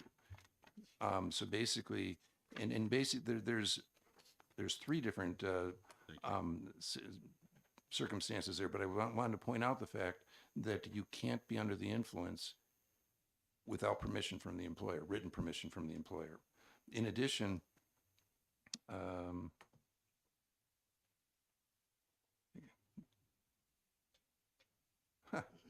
this is hard. Okay, here. Then section B under 2. B says the use or possession of cannabis by a qualifying patient or designated caregiver for the purpose other than therapeutic use is permitted by this chapter. Oh, I'm sorry. And then section C is the one I was looking for. The smoking or vaporization of cannabis in any public place, including, and again, we follow down and the number 2, D2, a place of employment without the written permission of the employer. So basically, if you are holding the card and you have cannabis in your possession and you want to smoke a joint during lunch, you can be arrested for that and you will lose your card. So there are some very important restrictions that 126X provides for. So that's why I passed it out. You really shouldn't be reading the bill without reading 126X as well, because the two are very much interconnected. And I would point out, Mr. Chairman, that the amendment is identical, or the amendment replaces the entire original bill with the exception of the effective date. So the amendment is the bill. Thank you, Representative McKenzie. Thank you, Mr. Chairman. There are two references currently in New Hampshire law that refer to the issue of controlled substances, and one of them is a reference under the workers' compensation statute, which refers to those people who have a prescription for controlled drugs, and they're not considered to be intoxicated. Intoxication means intoxication by alcohol or controlled substance as defined in RSA 318B1. The definition shall not include any employee's use of a controlled drug for which the prescription has been issued, authorizing such drug to be dispensed to him. Secondly, there is a reference under 318B1 definitions, which also refers to the issue of prescribed. And I can provide that to the committee. The issue is that if it is a prescribed substance, and it's prescribed by a physician, or however we get to the issue of how people get cannabis, that there are provisions in the law that address this, that talk about this, and they've been in the law for some time. You can't go into and I agree, and I've had, I've run companies, I was a firefighter for a long time, I had people under my charge. You know the difference between somebody that's intoxicated and somebody who's not, and you address that. But the fact is that we are putting cannabis in a very different place than the other controlled substances. And the law addresses that. And they said that if you have prescription for.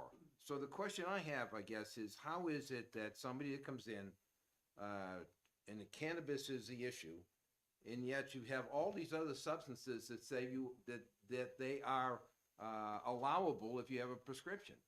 So there's an issue that I have about how are we discriminating against people who have the right to have prescriptions, that whether it be controlled substances, and these are both in the law. Do we discriminate against people specifically because it's cannabis? Because the law allows for people to be on prescription drugs and to work and to go to work. And it happens every day. I could go to a dentist tomorrow, they give me Oxy to get me over this routine, and yet I go to work and the doctor prescribes it, and the doctor says you have, don't take more than this, and if you do, you're gonna be in trouble. So it's a prescribed drug, just like cannabis would be. It is a list of those kinds of things that you would have access to for a whole variety of things. And there are all kinds of people that we heard from that are out in the business world today. So if we're gonna start saying to employers, well, if somebody comes in and they got cannabis, just because they put down cannabis, we're going to knock them out. And then if they put down other controlled substances, which are listed in under 318, we're going to knock them out for that. And we're going to knock them out for this, and we're going to knock them out for that. So where does it stop? The law says if it's prescribed, it's allowable. And that's the point here. And the law is clear about that, whether it be workers' compensation or the Controlled Drug Act. Thank you, Mr. Chairman. You're welcome. Representative Murray. Thank you, Mr. Chair. I just wanted to take a moment to remind the committee of how hard it is to get a medical card in New Hampshire. Excuse me, because there's been a lot of talk about operation of heavy machinery, which I don't think anyone with a medical card would be doing. So if you want to get a medical card, the conditions that are allowable are autism, moderate or severe PTSD, moderate or severe chronic pain, severe pain that has not responded to previously prescribed medication or surgical measures, and opioid use disorder. As far as I know, anyone with chronic pain is not going to be working a heavy manual labor job that is going to put other people at risk. And any other diagnoses also require symptoms such as Alzheimer's, chemotherapy-induced anorexia, constant or severe nausea. These are all like super physical symptoms. These people are not going to be working jobs that are going to put other people in danger while they're on the job. It's older folks who maybe do not have enough on Social Security to just live off of that, and they're taking, cannabis to treat their pain. It's people like that that we're trying to give them a way to still access employment while taking their legally prescribed medication. And again, the number of people that have medical cards, again, because they're so hard to get, is very, very low. Thank you. Welcome. But a second, I got other people who are Representative Colcom, Representative Avalani. Thank you, Mr. Chair. I'm going to divert from my original comment a little bit. In response to the comments just made from the previous representative, I believe that we did hear during our testimony that by one of our own members that it was fairly easy for him to get a card.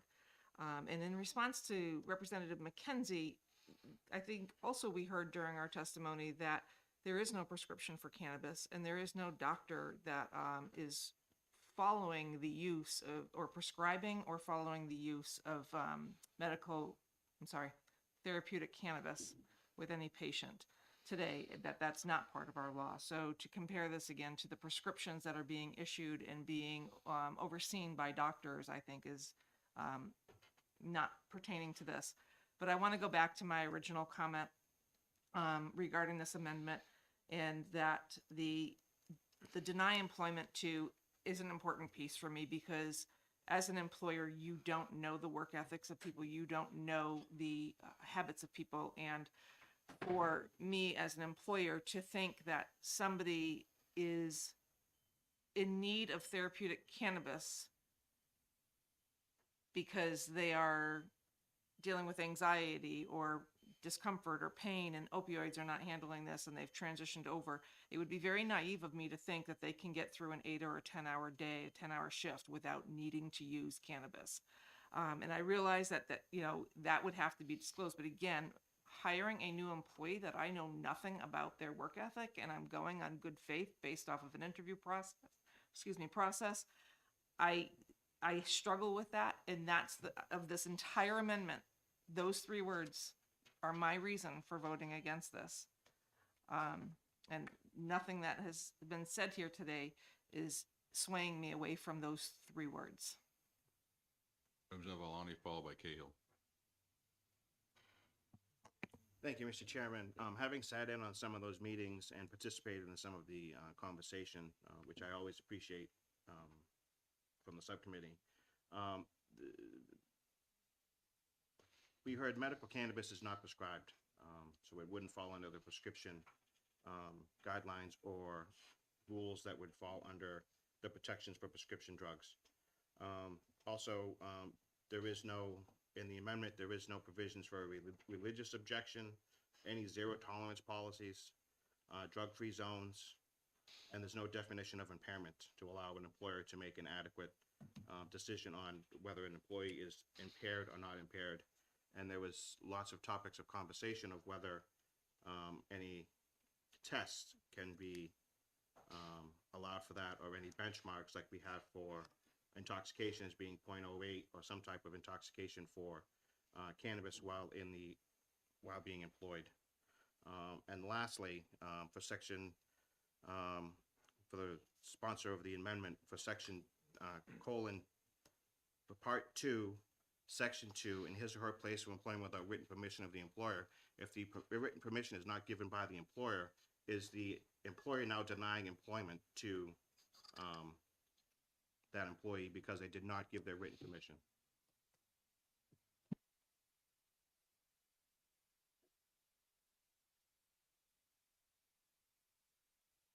Are you actually asking a question, or is that rhetorical? All those questions.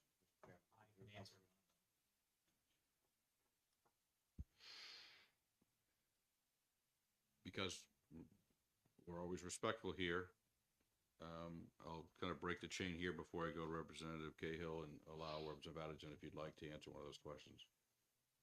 Thank you, Mr. Chairman. I would like to point out that the um, line in 126X:3 that talks about the therapeutic cannabis program starts off on Roman 2. Nothing in this chapter shall exempt any person from arrest or prosecution from going down to Section C, the smoking or vaporization of cannabis in any public place, including a public bus or other public vehicle, or a public park, public beach, public field.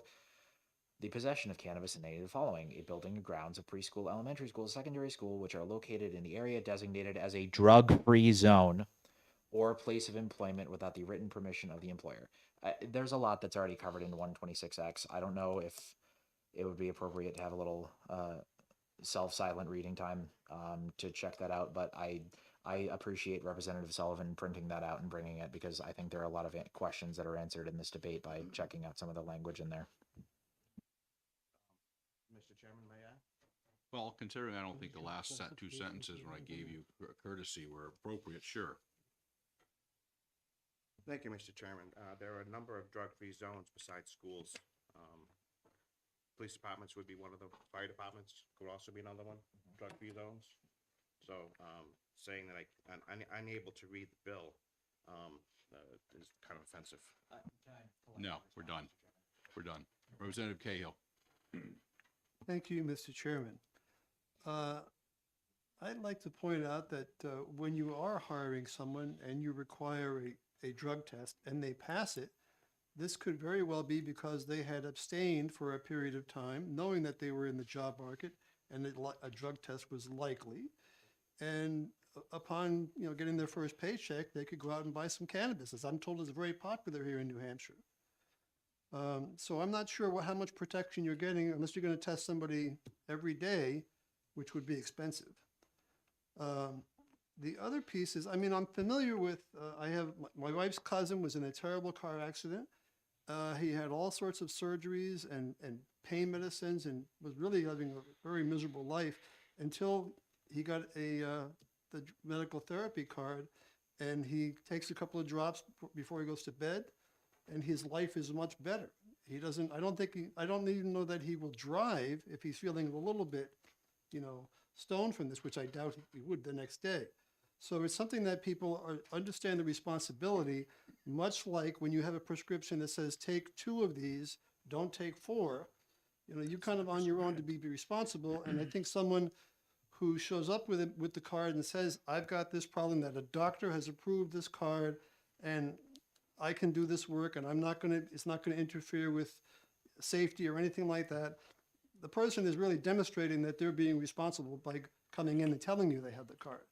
They don't even have to do that. They could just come in and greet you in the interview and take the test and whatever you want to do, demonstrate their ability, show you the resume. They don't have to mention the card. They're being upfront and saying, I have a condition that I benefit from because I have this card. Also, going back to an earlier time, I remember a colleague who was driving a forklift truck ran over the foot of the head of the safety committee. And nobody was stoned. It's just accidents happen. Thank you, Mr. Chairman. Welcome, Representative Seaworth, followed by Representative Love. Thank you, Mr. Chairman. I wanted to make a point. Several representatives have brought up the fact that there aren't prescriptions for medical marijuana. And I think it's important, just in case our federal representatives are watching our debate here today, I'd like to point out that this is a problem created by the federal government, and we're stuck with trying to work it out. We heard this during testimony. Marijuana cannot be prescribed because it's a Schedule I drug, and there is nothing you can do with it legally. At the same time, the federal government kind of looks the other way and allows what's going on with medical marijuana to happen, leaving our committee in this situation where we can't win either way.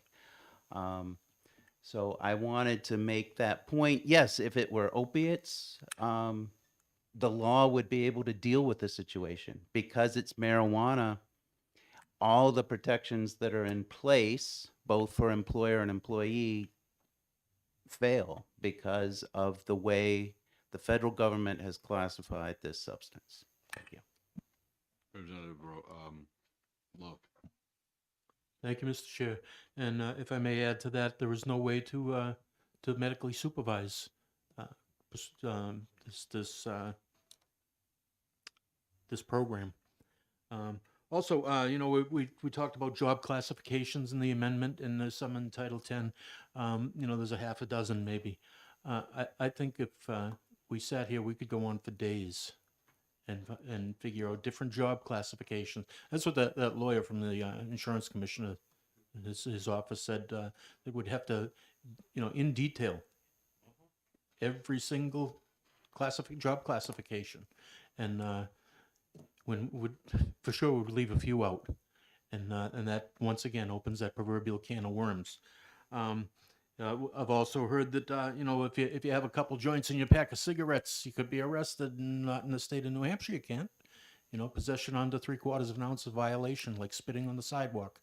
Okay, you'll get a ticket. That's it. The medical marijuana bill we passed last week allows for possession of up to 8 ounces plus the juvenile plants. That's a half a pound a pot. Okay. All this stuff doesn't jibe to me. You know, you know, there's just too many holes in this. We've got to protect employers from losing their shirts. And, you know, in the litigation end of this, once again, you know, there's going to be litigation. You know, to jeopardize, you know, somebody's life work isn't right. They've got to have the last call, the last say. Thanks. Representative Addison, followed by McKenzie. Thank you, Mr. Chairman. I just want to say out loud and for the record, because I don't think anybody else heard me, I apologize to any member who misconstrued my previous comments in a disrespectful manner. This has just been a very long debate, and I briefly lost my patience. So I just want to say that for the record. Thank you, Representative. Didn't even recognize. Thank you. Representative McKenzie. Thank you. I just, if it would be appropriate, I would just like my colleague who's talking about, you know, pre-employment issues around the issue of drugs, and how do you square that with the other substances that are prescribed, and how is that distinction? How do you make that distinction? Is it clear what I'm asking? Is that appropriate, Mr. Chairman? I'll allow the question if you'd like to answer it, Representative. I'm happy to answer it. This bill is not addressing the other drugs that are prescribed by doctors. And this bill is not restricting employers from making a decision based on those other drugs. And for that reason, I have a problem with the fact that it is pulling out this one drug to be a protected drug in the hiring process. So for that reason, I find an issue with it, and I don't feel that we're giving the employers the latitude to make the decisions. Representative Sellers, followed by Representative Sullivan. Thank you, Mr. Chair. You know, one time I did own a small business, and in any case here, this line, on line 6, it says no employer shall deny employment. All right. I mean, we're affecting thousands of businesses here in New Hampshire. I mean, and you're telling them that they can't deny somebody because they're on this therapeutic drug? Or what happens if they do say, you know what, I'm going to take a chance on this person, I'm going to hire them. Now, the next part of that sentence says they can terminate the employment of. So they can't terminate the person even if after they hired them. So now they're stuck, you know, at this point. I mean, if you want to change the word shall to may, maybe you got something going for you. Representative Sullivan, followed by Representative Infantine. I think it's important to note that the following that no employer statement, it says solely because, and that's the important piece. So can you fire someone who's got a therapeutic cannabis card? Absolutely, just not solely because they've got the card. if they're a bad employee, fire them. You just have to, you may have, in some setting, have to show some proof that they actually are a bad employee. But bottom line is, this only protects people solely because they are test positive or solely because they hold a card. That's it. And the other thing I wanted to reemphasize, I said it way back in the beginning, and it's been a long hearing. Scott Payne versus Right Away Incorporated argued October 14th, opinion issued in January 14th, 2022. That is the New Hampshire Supreme Court case that provides that someone is entitled to accommodation for their use of cannabis under the therapeutic cannabis program. So we need to remember that the Supreme Court has already decided on this. This statute simply helps someone from not having to go back to the court system to enforce their rights to accommodation under the therapeutic cannabis program. There's the rights they already have. We're not giving them anything that they don't already have. Thank you. I want to move this along. We have an amendment, and I'd like to vote on the amendment. It may surprise some of you that Representative Sullivan and I talk. And sometimes we agree. And we agree more than we disagree. And sometimes we make agreements to do things because it's the best for either a piece of legislation or something moving forward to get something done. And I have told Representative Sullivan I will support his amendment today. I have issues with the bill overall, which I'll speak about if this amendment passes. But this takes some of the issues with the original bill. It's not perfect, but it takes a lot of those things and makes them better. So I will be supporting the amendment, and I'll come back afterwards, depending on how this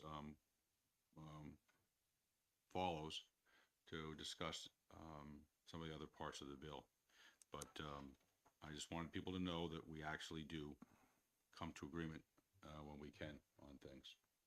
Agreed. To make things move, because ultimately there are a lot of times we will disagree, but ultimately we want to get a bill passed. So that being said, if there's not a lot more discussion, I'd like the clerk to consider calling the roll. The motion on the floor has been moved and seconded. There's been some discussion. Unless I see any other last minute comments, I'd like the clerk to call the roll. If you're in favor of the amendment, you'll be voting yes. If you're opposed, you'll be voting no. Madam Clerk.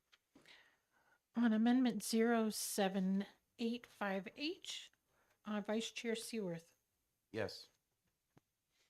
Rep. Babalani, No. Rep. Bogert, Yes. Rep. Love, No. Rep. Boyd, No. Rep. Mason, No. Rep. Colcom, No. Rep. Sellers, Yes. Rep. Dunn, Yes. Ranking Dem Sullivan, Yes. Rep. Murray, Yes. Rep. Cahill, Yes. Rep. DiLorenzo, Yes. Rep. Susi, Yes. Rep. Bouchard, Yes. Rep. Adjutant, Yes. Rep. McKenzie. Yes. The clerk votes yes. Rep. Leclerc, Yes. Mr. Chair. Yes. That's 15-5. So the amendment has been passed, and the bill is open for additional consideration. Are there any other, just a moment, are there any other amendments to be brought forth? Seeing none, a further motion, Representative Sullivan. I move OTPA ought to pass as amended. And it's been seconded by? Seconded by Representative Susi. It has been made and seconded. You're recognized to speak your motion. I'll keep it brief. We've beaten this one nearly to death. As I said a little while ago, the amendment replaces the entire bill with the exception of the effective date. So, and we have been discussing the bill. I believe it's a good bill. I think, as I said a minute ago, it simply puts in statute rights that people already have by way of New Hampshire Supreme Court. We ought to pin that down. Thank you. Thank you. Representative Colcom. I will repeat myself, but try to keep it brief. I am not in favor of ought to pass. I will be voting against this. Cannabis is still not legal at the federal level, and we should not be tying our employers' hands with a job offer to force them to hire somebody that may be a risk to their employment or to their business. And I'll leave it at that.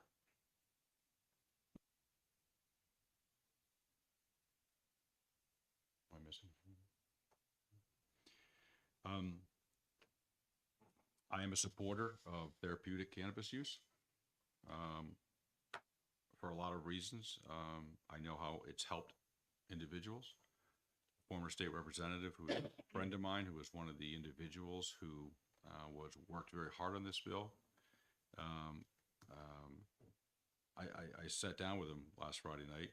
It cost me a couple beers, but it was worth the conversation. And one of the things that disturbs me is you when you get your allotment, because we can't call it a prescription, that's what it is for the month. And you can use it as you kind of see fit. And I asked him, well, were you under the influence when you would go to work? And he goes, well, of course I was. Well, then to what degree? Don't know. So he wasn't sure. I have had 3 deaths while I've been an insurance agent, and all of them were big workers' compensation messes because all of them had marijuana in their bloodstream. What happens in the real world when an accident happens is that blood tests are taken, especially when someone's severely injured or killed, and then it becomes a big liability problem for everybody and all over the place. And that really concerns me. The Supreme Court case, really great read. I really hope a lot of you read that. I really also hope a lot of you read 126X3. And if you haven't, you're missing out on something. It's really important and information to have. But since we have a resident Supreme Court justice in our midst, in the House session last week, I asked him to read the bill. And I asked him to give me his opinion. And he said, yes, it is a reasonable accommodation for PTSD. It didn't say that you're entitled to hire somebody and it can't be the sole reason. It said it was a reasonable accommodation. Okay, for to be able to use it. Okay, we have 2 different issues here. One is basically saying you can't be the sole purpose that you deny them. Nothing. That's silent. It's not even discussed in the Supreme Court ruling.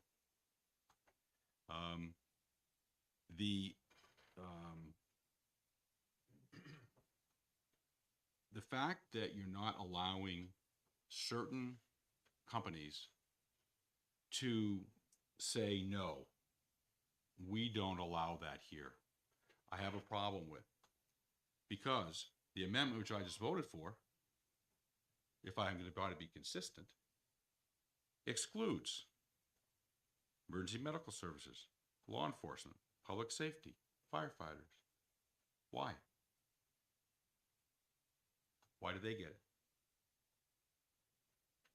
Because their bosses wanted it. Hey, I'm right there with you. I agree. Okay, I'm not saying I disagree. But why can't I? As a business owner, but they can.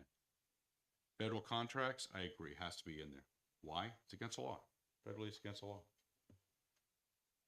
So we've given certain carve-outs for some, but not all. We're using a Supreme Court ruling that says this. and it's right. That's a Supreme Court ruling by our law. Section 126X3 is right. They got it right. Doesn't say, though, you can't solely hire someone because they have that card. I advocated, I lobbied to get this retained. Not because I'm trying to waste time, but as we've seen today, some things are really close. This is very close.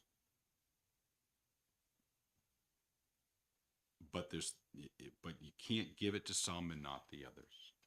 And as soon as you added the exclusions for other people and not the others, what have you done? So with a heavy heart, I will not support the final bill. Something close to it is the right thing to do, but I don't feel this is the right one yet. Any other hands up? Representative Cahill. Thank you, Mr. Chair. I understand your concerns, and I also understand the concerns of people who would like to exclude those people who are excluded. But I wonder if this is something that, a situation where we would let the other body try to work that out, because it is so close in your mind, that it's something that we should allow to go forward.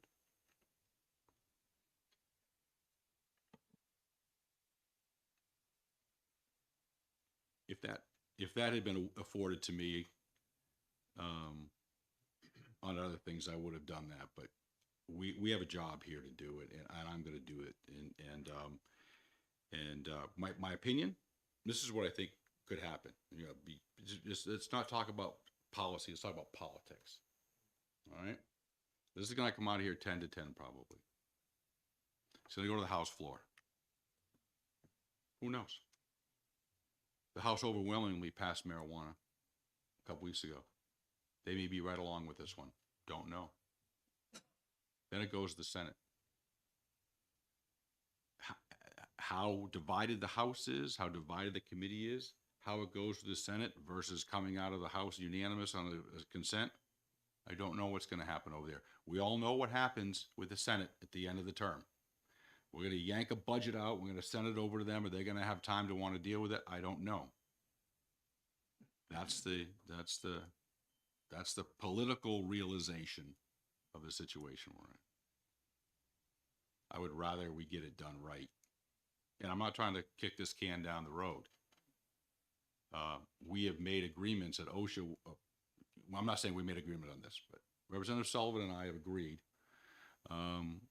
that OSHA is very close. He doesn't agree with me on this one, but I feel the same way on that, on this. You got to take a couple things out and you got to put a few things in.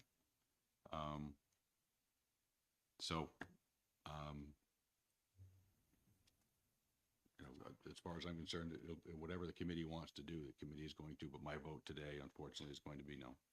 Representative Susi. Just clarification. So we'll get the odd to pass as amended. If that doesn't succeed, can we still make the motion to retain? I will. Okay. I'm not going to go with the ITL. Representatives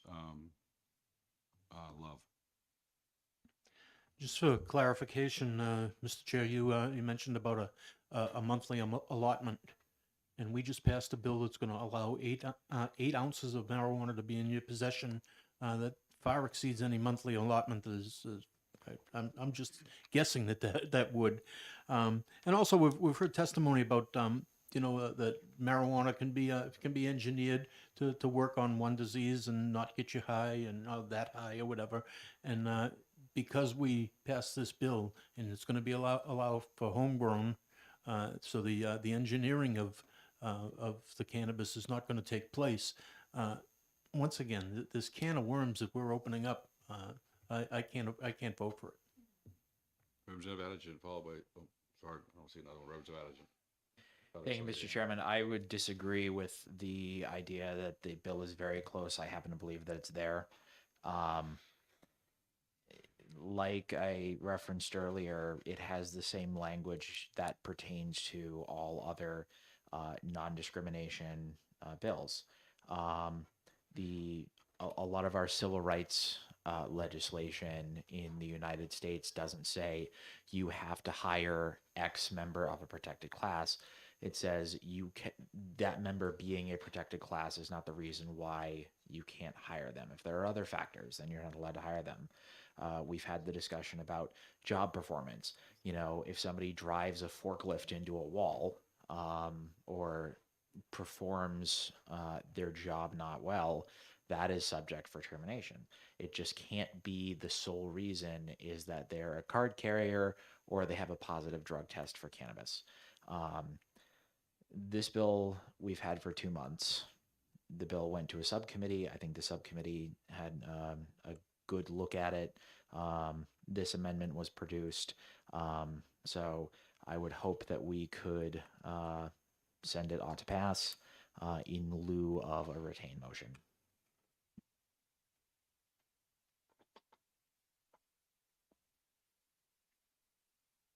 Any last?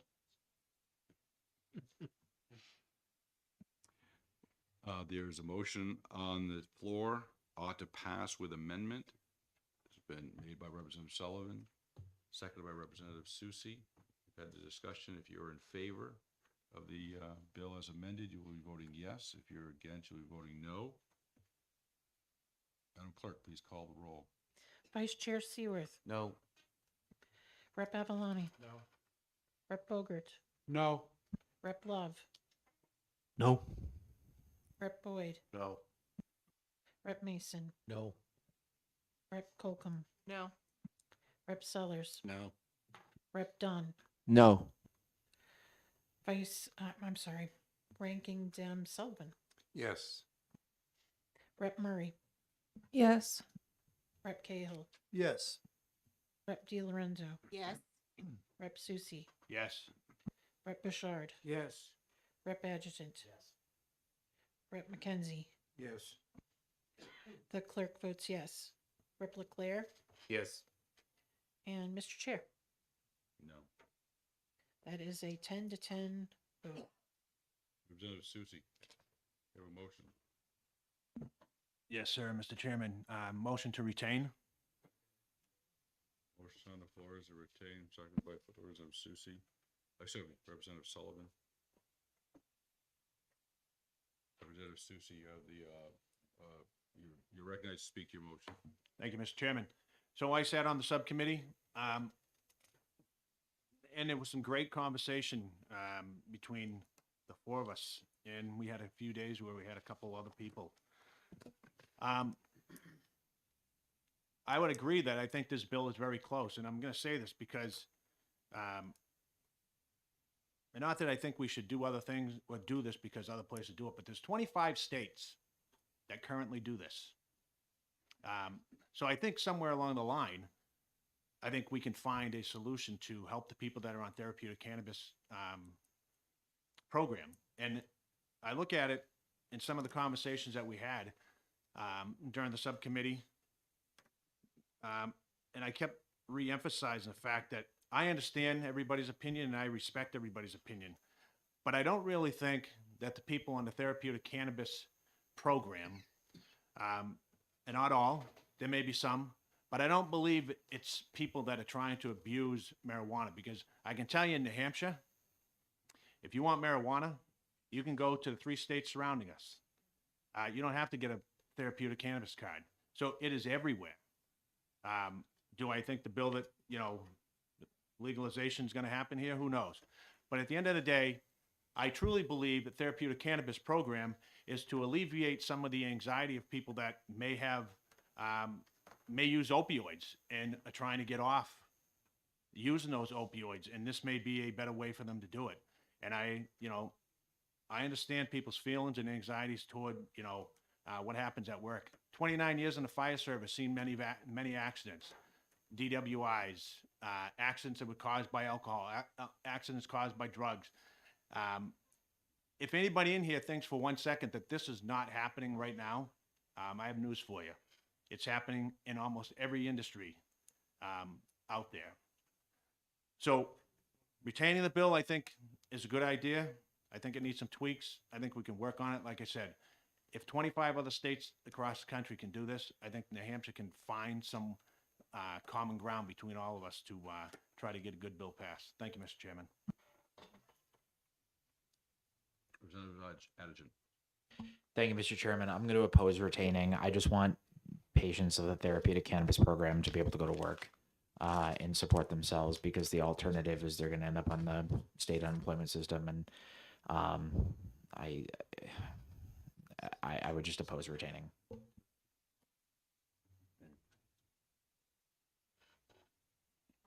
Madam Clerk. Thank you, Mr. Chair.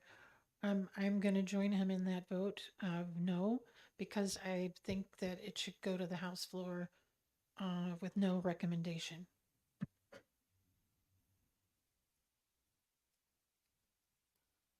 I agree with Representative Susi that people on therapeutic cannabis are not abusers. They are in pain. They have issues. I wish my dad had it, as he died of a terrible cancer. So I'm in favor of it. But we do need to tweak it, and I will support. But you make a valid, very valid point. We want these people to be able to work, and right now, by the Supreme Court ruling, they can work. They can get a reasonable accommodation. It would be great to put it in law to help them out even more.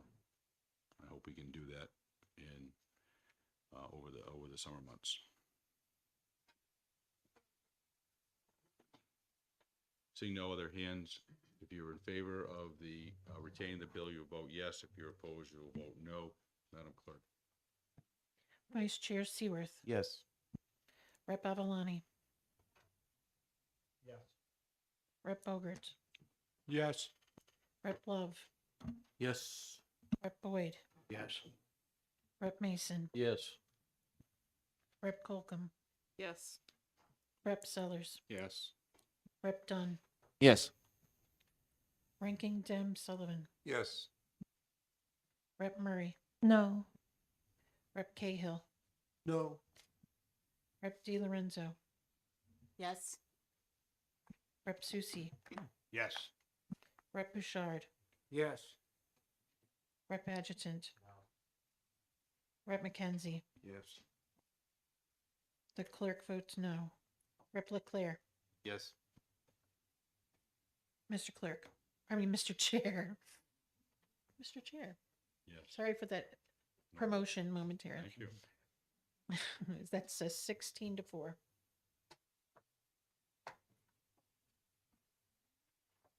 Is there any other business to come in front of this committee? Thank you very much for your thoughtful and respectful testimony today, people. Representative Colvin. I did have one question. Did we put anything on the consent calendar this afternoon? I'll retain. Retained bills are retained. There's nothing that goes into consent. What we will be doing is Representative Sullivan and I are going to get a early jump on this. So there will be retained meetings prior to the summer, correct? As soon as this is my guess, Representative Sullivan, we're going to get 2 bills from the Senate, maybe 3. The goal is to have one session, come back 2 weeks later to have an executive session. And in the meantime, Representative Sullivan and I will be picking the people to meet if they want on either a subcommittee or whatever, how we're going to deal with these bills, because they're going to take some time. And if the speaker doesn't want us to meet July and August or whatever, we're going to meet beforehand a number of times. All right. Representative Avalani. Thank you, Mr. Chairman. Just a request, could we have some of those meetings while we're here in Concord during our committee business? Could we start right after we get our Senate bills? Yes. Thank you. I would be happy to volunteer for both. Okay, thank you, everyone.